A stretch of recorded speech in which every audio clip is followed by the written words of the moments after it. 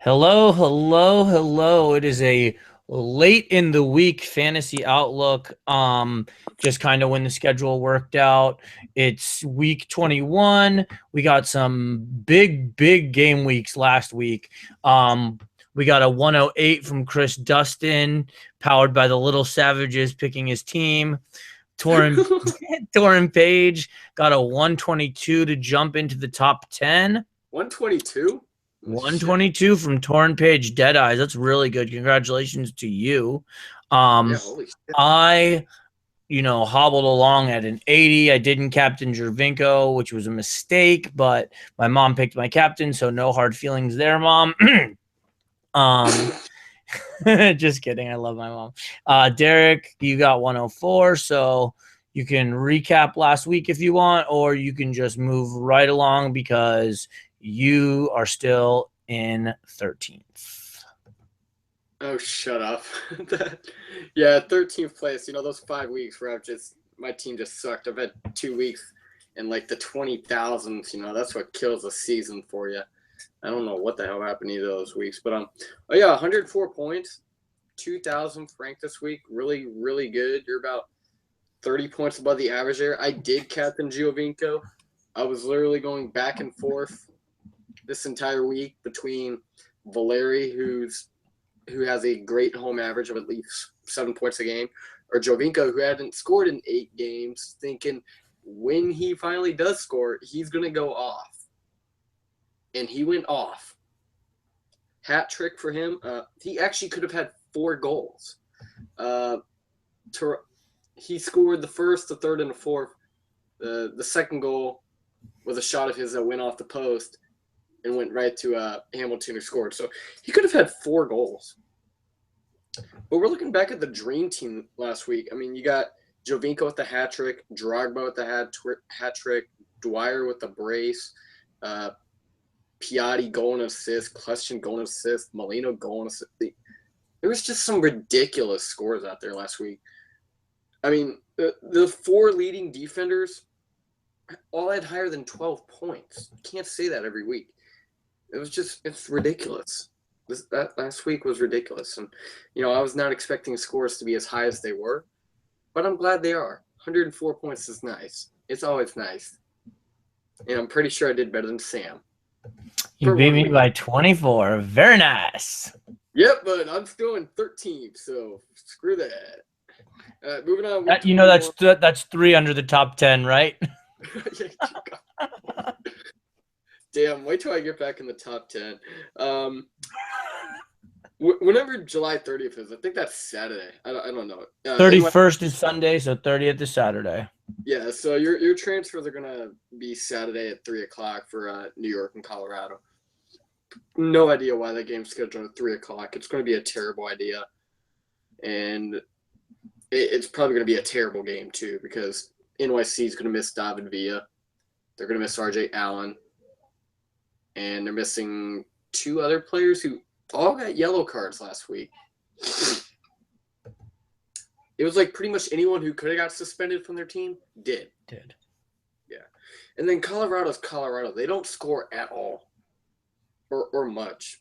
But they don't give up scores either, so it's all good for them. So I'm honestly not sure what to think of this game. This game could either be 1-0 like every other Colorado game, or it could actually have some goals, which would be nice.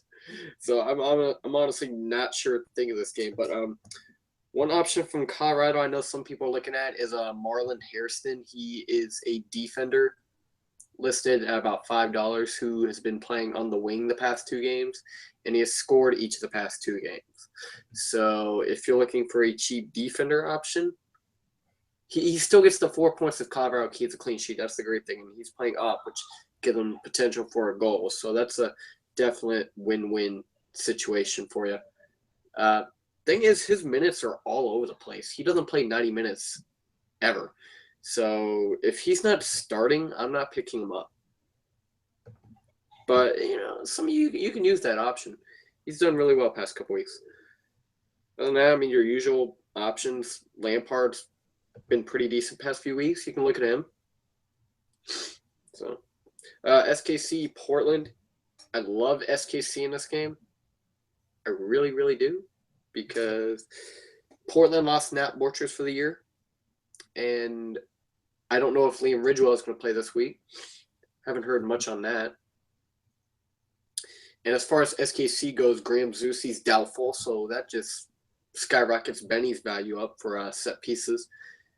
And then neither of the center backs are in, so that just shoots Don Dwyer up the boards too, especially coming off a 2-goal game against a weakened Portland team at home. So Don Dwyer could be a really good option this week. I'm hoping for a goal at least from him. And he's always good for a shot bonus point or two, because we all know how he loves to take his shots. And Portland, Valeri, really, that's like the only option they have left. Adi, if you, Adi. Yeah, there's just better forward options. Seattle versus LA. Seattle did finally sign Lodero. Took them like 18 years, but they finally did it. Good for them. They'll still suck, but good for them. Don't really like much on their team. It actually does get a little easier for them after this week. Let's check out that schedule. Yeah, they come here. They play RSL. They got a home game against Portland, Houston, Portland again, San Jose, Vancouver. And they don't have a good defensive team playing against them till week 30. So if they can't start scoring soon, I don't know what to say about that team.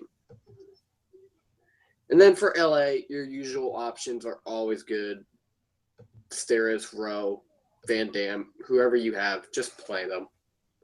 Keane, Dos Santos. Yeah, it's Robbie Keane always scores against Seattle. Would I captain him this week? No. But just know he always scores against Seattle. And Seattle's shit. Shit. Yeah, they are shit. Dude, and Siggy just got fired. Yes, that too. Yeah, sad. But, he is the longest tenured coach in MLS for that. Was, not anymore. Bruce Arena is now. That was mean. No, it was savage. Dallas versus Vancouver. Mauro Diaz is... I know a lot of people are going to want to captain Jovinko after last week. But I feel like you can captain Mauro Diaz and you'll still have a very, very good week. Because Vancouver's defense is terrible. And Mauro Diaz at home is Mauro Diaz. He's scoring like 8 points a game at home. What more do you want from this? Vancouver is not a good defensive team. They're tied with us for most goals allowed in the league, playing at Dallas. This says like everything you want in a captaincy matchup. So DC versus Montreal. After last week, you can't ignore Drogba and Piatti. Piatti's ownership's just rising out the roof right now. Thing is, I'm not sure how much longer he's going to keep this goal scoring rate, but if he is scoring goals, why the hell not own him? Why not? And then Drogba, he's coming off a hat trick, and he's Drogba. He takes all the set pieces, the free kicks, and the penalties, and he can score from a play. And DC just gave up 4 goals. Yes, they're better at home, but still, I don't think. And Bill Hamid's still out this week. Yes. Check the injury report tomorrow before you do your transfers, or tomorrow or Saturday. And if I don't see anything good on Bill Hamid, I'll retweet that, because that just same thing for Bobby Boswell. That's what happened last week. I think it was Boswell, but that will just skyrocket Drogba and Piatti even more. Where to basically must own. They're already must owns in most opinions. Chicago versus New York. Red Bulls have never really played well against Chicago. They're kind of like a bogey team. And I'm not necessarily in love with this matchup. Chicago's the worst team in MLS, but they haven't allowed a multi-goal game against them at home since April. It's like 7 or 8 home games. So just be careful of that if you have Red Bull players. But, Question's always a good option. David Acon. And Question's on fire. Yeah, Question's on fire. Your defense is terrified. Come to Chicago. So hopefully Question should be good for about 5, 6, 7 points this week. Don't really like Bradley Wright Phillips. I have Jonathan Campbell starting this week. For that reason I told you earlier, Chicago doesn't allow multi-goal games at home. They have it in 3 months. They just can't win on the road. They can do anything they want at home. They just can't do anything on the road. So let's just see how that works out for them. I'm not sure what to expect from that game, honestly. Philadelphia from RSL. What do you think about a com? Still no? They're a better option, so no. And what about Duluth? If you want to be cheeky, sure. He's not that expensive, but for his price point, you could have Ola Kamara, who's on fire. Good point. So I'd rather have Ola Kamara, even though he's on the road this week. Philadelphia versus RSL. This game has goals written all over it. Because neither team can defend worth a damn. I mean, yeah, for Philadelphia being like top of the table, they allowed, I think it was 30 goals after that 5-1 loss. So, no, they're not necessarily the greatest team. And RSL is RSL. They can't defend anyway. Just know Yuri Sissien is probably not playing. He was taken out of the last game with the, I think it was a groin injury. Anyway, just keep an eye out for that. You got fantasy god Roland Alberg for Philadelphia. Yes, I will call him that. He is a fantasy god. Don't let anyone else tell you anything different. For $8, you can add the majesty of Roland Alberg. No, you got Pontius, you got Bardetta, you got your usual options. Just Rosenberry hasn't been a good defensive option in weeks because he's either scoring 1 or 2 points, and that's not something you want ever. You know, you expect a little more, even from a budget option. So look elsewhere for that. Andre Blake's always a great option. Even from a budget option. Yeah, I get Justin Glad who's scoring like 4 points a game when he's not scoring own goals. So I'd rather deal with that. Right after you just say RSL can't defend. Yeah, it's great advice, dude. I mean, great advice. He's not going to get you clean sheets, but he's getting bonus points, man. I mean, that's all you need. That's all you need sometimes, some bonus points, because it's not like RSL is ever going to keep a clean sheet again. Toronto versus Columbus. This is a game that should have goals written all over it, but last time these two teams played, it was 0-0. Well, yeah, but Columbus can't defend. It was 1-1. Never mind. Last time they played in Toronto, it was 0-0. Yeah, if the Columbus that shows up in the second half of the Orlando game shows up Sunday, Jovinko might have another hat trick. If the Columbus that showed up in the first half against Orlando shows up Sunday, we're talking about maybe 5 points for Jovinko and another like 1-0 game kind of thing.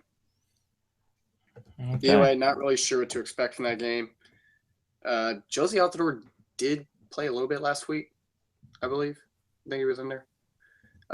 Didn't he get like re-hurt immediately?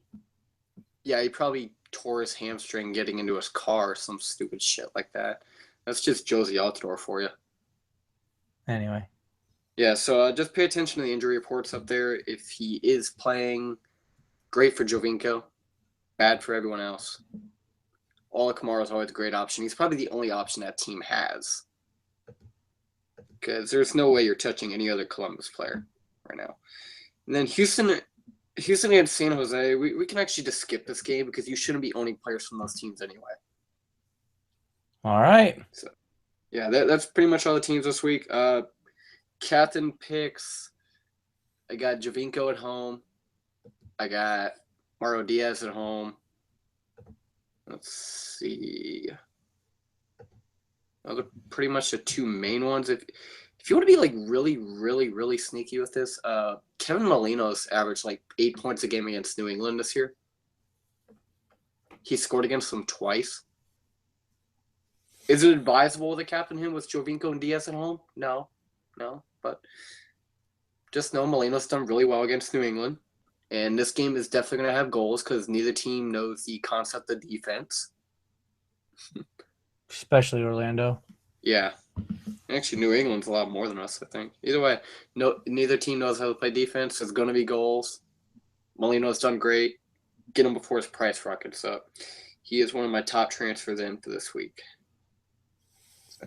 All right. And you want to give anybody, how about a budget defender pick and a moderately priced midfielder other than Molino pick? For the budget defender, what was his name again? The guy I talked about at the beginning of the show.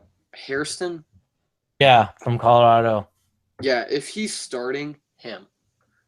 Okay. And budget midfielder, I actually have Jimmy Madronda, who is what's his price point? 6.4. Thing is, he's way better at home than he is away. Good news, he's at home this week. He had 7 points last week, which is more than a salary. He's paying off his salary, which is just beyond excellent.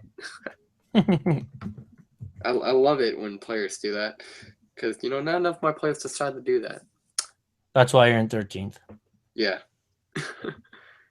Let me let that down. But, yeah, Jimmy Madronda, great option, especially at home against the weakened Portland defense. What's really surprising me about him is like what I said about Harrison earlier, where he's a defender playing up. Madronda is listed as a midfielder playing back, and he's still putting up 7-8 points a game. So I love that. I absolutely love that, and I will keep having him on my team as long as Peter Vermes does not decide to screw us. Which, just because I said that, he'll do that this week. But yeah, that's pretty much my option for you. All righty. Well, there you have it. I agree with Derek's Javinko and Diaz captain. I was personally going back and forth between them. So that's all I got too. That's all for week 21 Fantasy Outlook. Please stay on top of your teams for the OC Lions Fan TV League. The top 15 is all within about 120 points. So we got about 14 games left. You average out 100 points over 14 games. It's, whatever. Guys, just focus on being above the average coming down the stretch. You don't have to be perfect because this is usually the time of the year where I start rocketing up the skyboards. As long as you're having green arrows, you're fine, especially if you're a first-year player. Maybe your goal is not to finish like top 100 or something like that. But you should just focus on getting green arrows every week and finishing above the average. I was telling someone the other day, I guess the average is like 60. You should probably be somewhere around 75 if you want to get decent green arrows. Because remember, the average includes all these dead teams. And the teams that are actually playing are probably 5 to 10 points above that average. So just focus on being about 15 points above the average, and you will see those green arrows come. And they're not always going to be huge green arrows, but as long as you're not going down, you're fine. All right. That's all for our time, guys. Respect. Peace out. Respect.